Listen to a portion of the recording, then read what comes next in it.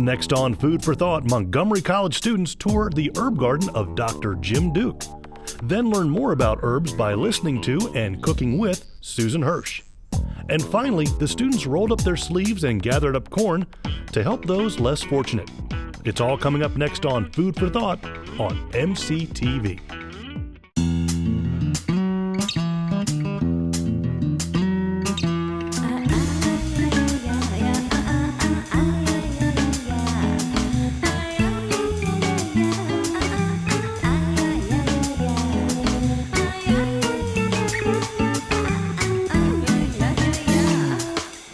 Everybody has to eat, but not everyone knows nutrition. To help solve this crisis, Food for Thought provides some helpful info to show how to eat healthy. Now, we don't promise to return you to your high school playing weight or that you'll be able to squeeze back into a size 8 dress, but we will help you choose healthy meals that are quick and cheap. Each episode is produced with the help of the Hospitality Management Department at Montgomery College and the Marriott Hospitality Center on the Rockville Campus. Food for Thought is an MCTV production. You can view this program and many others anytime on our YouTube and podcast sites.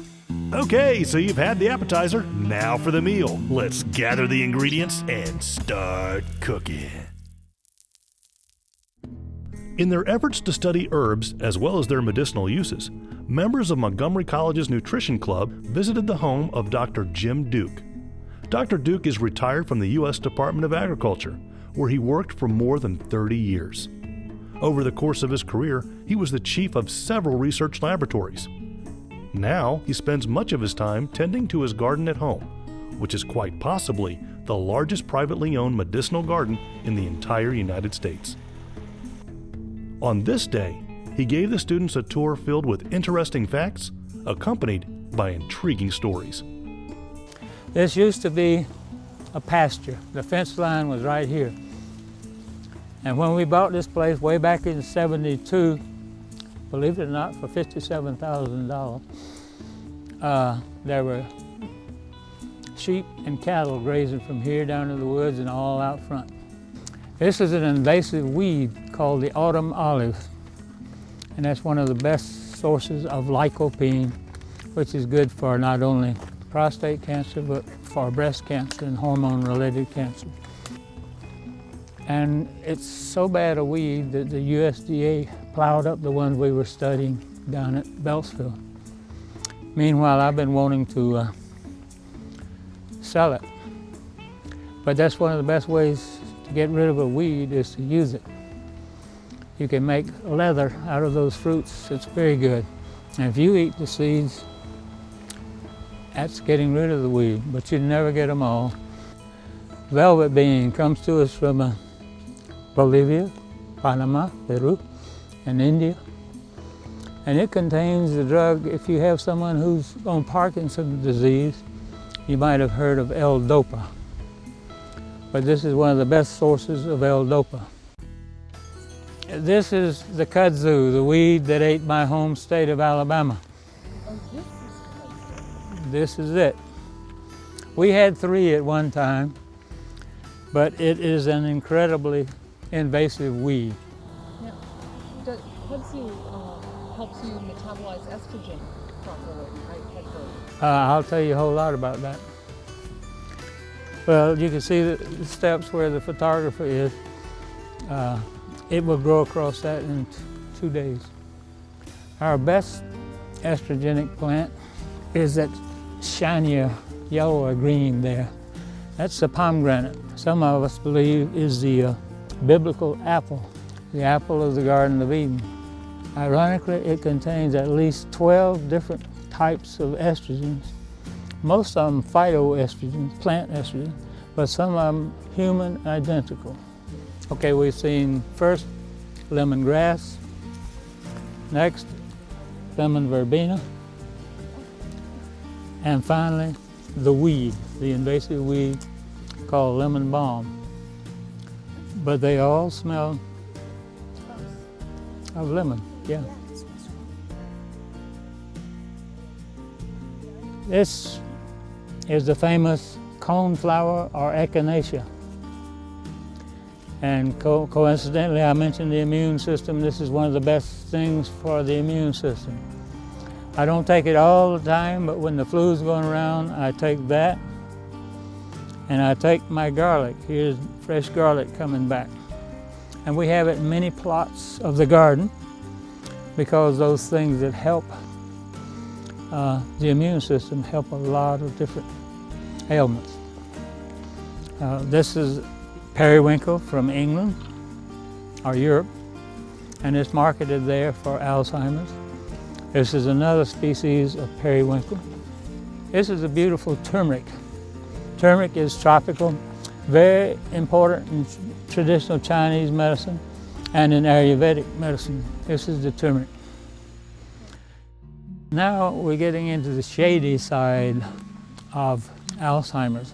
Most of the plants here, including this weed called Jimsonweed and this beautiful plant with the purplish flower. My wife went to the doctor about close to 2 decades ago with dizzy spells. I had a dizzy spell 2 days ago. And the doctor gave Mrs. Duke a prescription, about $18, for something she stuck behind her ear. It wasn't this is free. But if I stick this behind my ear, I'm medicating the same way she was. I'm getting transdermal scopolamine, a major pharmaceutical and a dangerous one.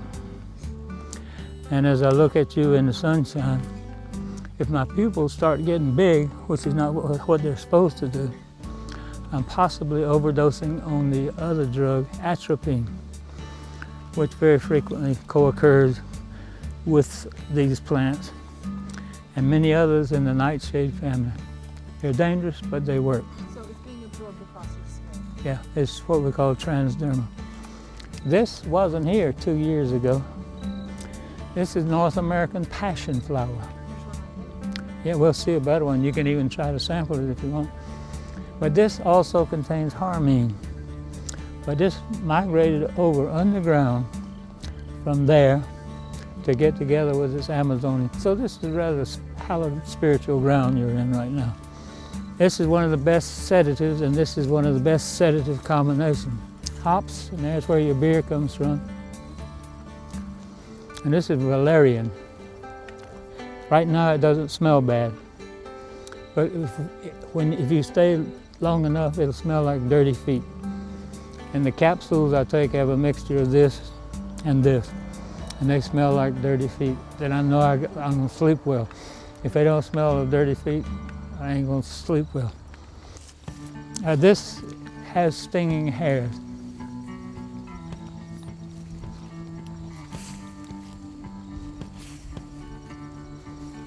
I am stinging myself. They call it self-urtication. It's a stinging nettle, mentioned in the Bible many times. And the hairs on the stem and underneath the leaves inject me with 5 neurotransmitters. They are acetylcholine, choline, histamine, leukotriene, and serotonin. Now, I've got neuropathy and I'm asleep from here down, but I just woke my legs up. For wrinkles, this is horse chestnut, and it contains the compound esculin and also rutin. Now, I never showed you the evening primrose, the PMS plant. This is not quite ripe. On a non-windy day, you come out with a newspaper or a towel, bend it over. But this is one of the best sources of gamma-linolenic acid. Now for PMS, that is approved in Great Britain, gamma-linolenic acid. You can put this on a roll or a bun and cook it, but I think you're better putting it on after you've cooked it, because you might destroy some of the chemistry in the seed. But it's edible, gritty. But more important, it's one of the best sources of tryptophan, which is also approved for PMS in Great Britain. Up next, clinical herbal medicine intern Susan Hirsch stops by the Rockville campus to present a lecture on herbs, followed by an exercise in cooking. Then later, the students help feed the hungry by working the fields. You're watching Food for Thought on MCTV. Distance learning is an alternative course method that allows students to take courses anywhere there is internet access. WebCT is an online classroom where students can complete their classwork online. You don't need to be a computer guru to take and excel in distance learning classes. I've certainly had a very positive impression of distance learning classes at Montgomery College.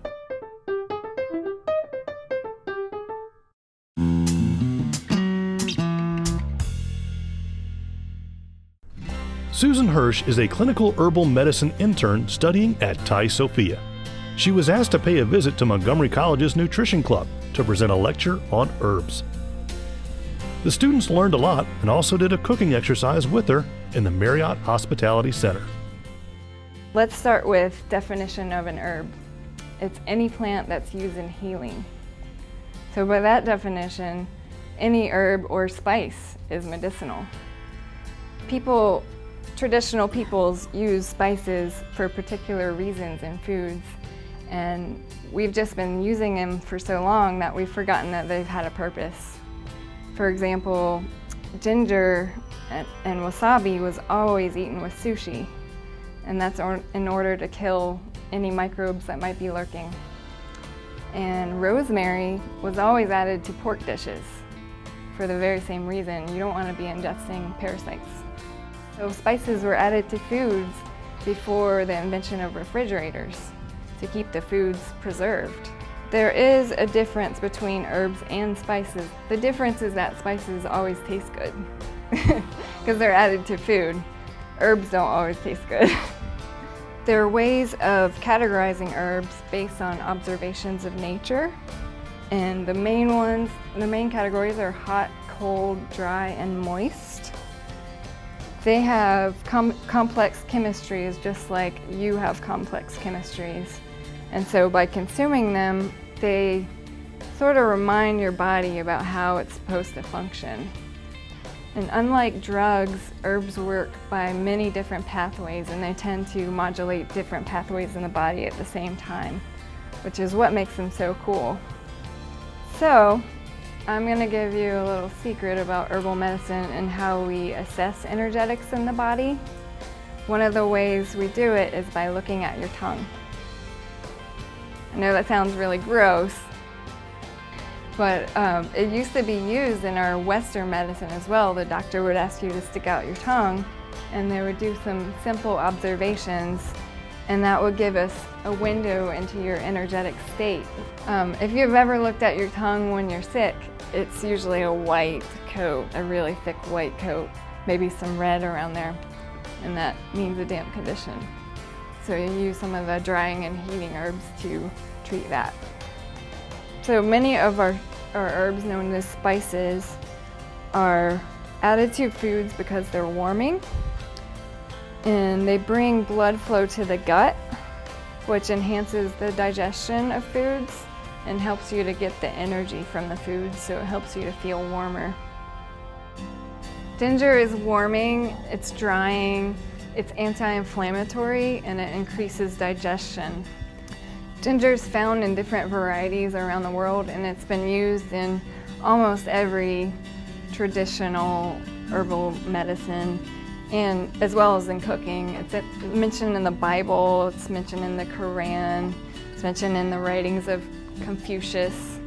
It's one of those herbs that you just can't live without. In 13th century in England, a pound of ginger was worth one whole sheep. That's how important it was to them, because it's so cold and gloomy there that they needed their ginger tea to keep the blood flowing. Garlic is warming and drying and stimulating. I call it a flavor hero because if you don't have any other flavorings and you just add garlic, you're usually okay. It has antimicrobial properties, and so that's another reason why it was added to foods to help to preserve them and to prevent bacteria from growing. Do you all know who Louis Pasteur is? The guy who invented pasteurization?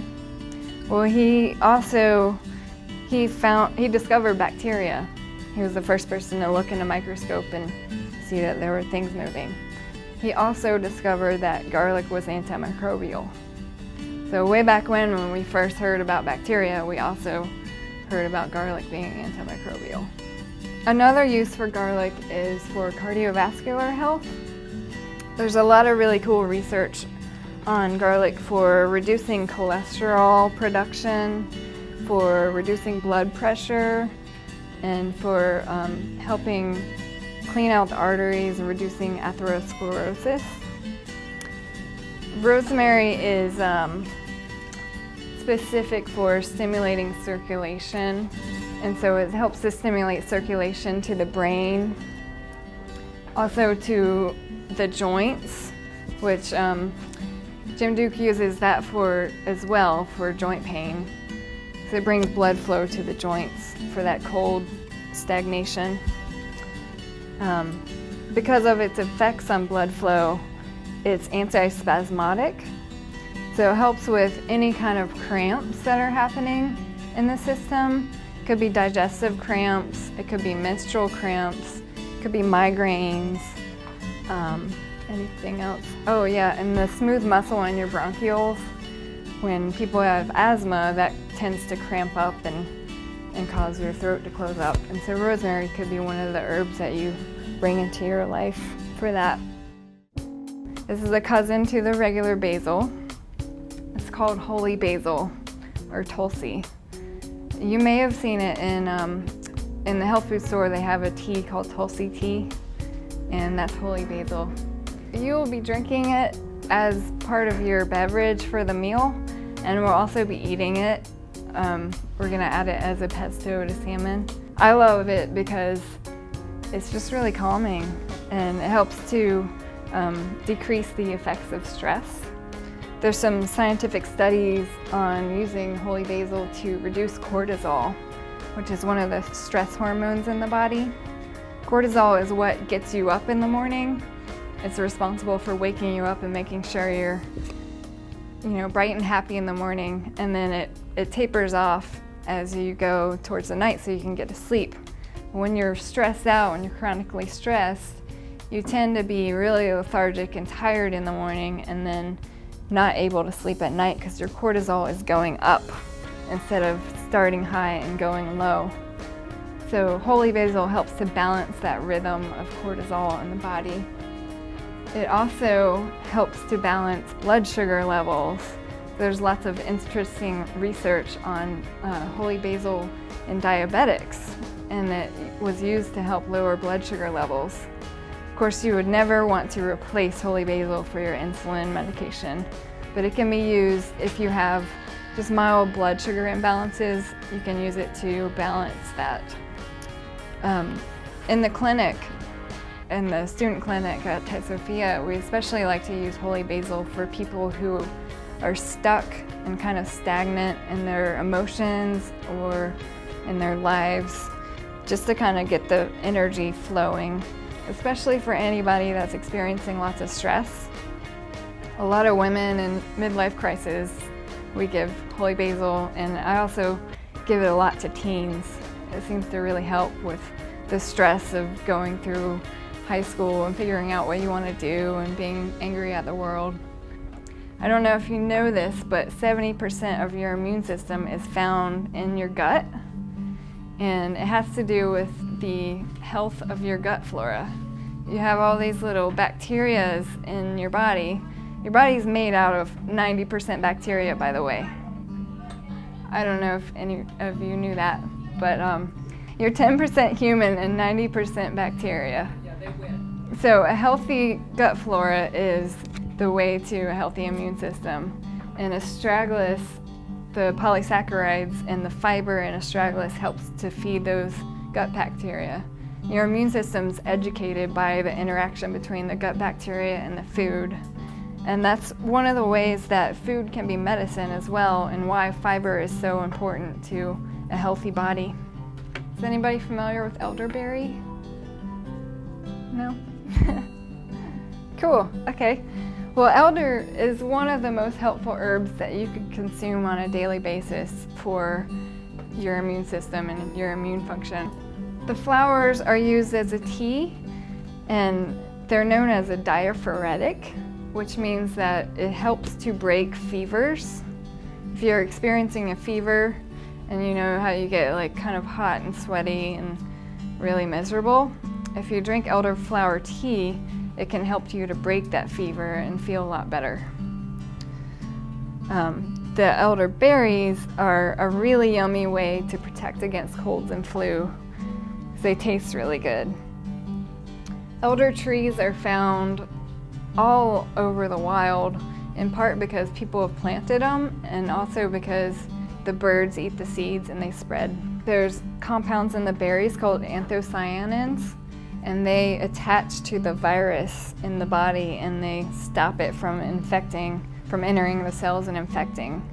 So it blocks it and locks it from infecting the body, and then it just passes out undamaged. They did a study where they gave elderberry syrups to flu patients, and 93% of the patients were symptom-free in 2 days. And the patients that took placebo, they took 6 days to recover. So it's pretty amazing medicine. The flower, as well as the berry, has been used to reduce the thickness of mucus and also to relax the sinuses, because sometimes sinus pain comes from congestion of the blood vessels. So the flower helps to relax that. And you can really notice a difference if you try it next time you feel under the weather. So the next herb is burdock. And this is another herb that you might find around in your lawn or on the side of the road that you never paid attention to, that you didn't think was worth anything. But actually burdock is a really powerful medicine. It's cooling and drying and mildly sweet.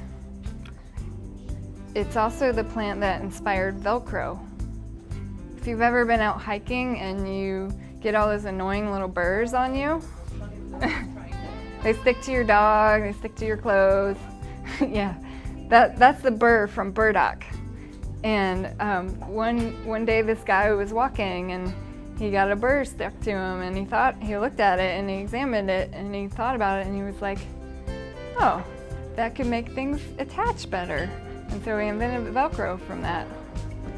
Burdock is one of our best herbs for skin conditions, for chronic skin conditions like eczema, psoriasis, dry skin, because it helps to support the liver in cleansing the blood. And traditionally, skin conditions were thought to be a buildup of toxins in the body. And so burdock helps to get those toxins out, supports the liver in cleansing the blood. Burdock also has lots of fiber that's food for your friendly bacteria. So it's a good intestinal tonic. And it also has antibacterial properties, so it can get some of those bad bacteria out and support the good bacteria. When we come back, it's off to the cornfields as the students lend a hand to help feed the hungry. You're watching Food for Thought on MCTV. I'm visually impaired, I'm legally blind. Even though I can commute, it's still a little bit of a challenge. It was easier to use the distance learning. I'm encouraged. I have so many more options available to me now that I wouldn't have been able to, wouldn't have had, because I wouldn't have been able to get out to the campus. Now I have many options available to me that were not available before.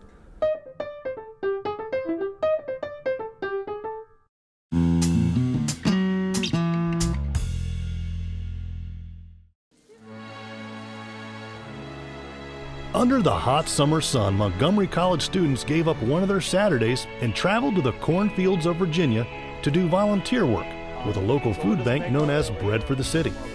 The activity is known as gleaning, where volunteers gather up crops that were passed over earlier by the harvesting crews. In this case, corn was then boxed up and sent off to help feed people in need. The group didn't mind the heat or the insects. They just enjoyed being outdoors and making a difference. It's pretty fun. We're here with all our friends picking corn, so it's pretty fun getting a tan too. This is the first time we've done Glean for this Bread for the City, and it's really a great cause. We're feeding a lot and helping a lot of people right now.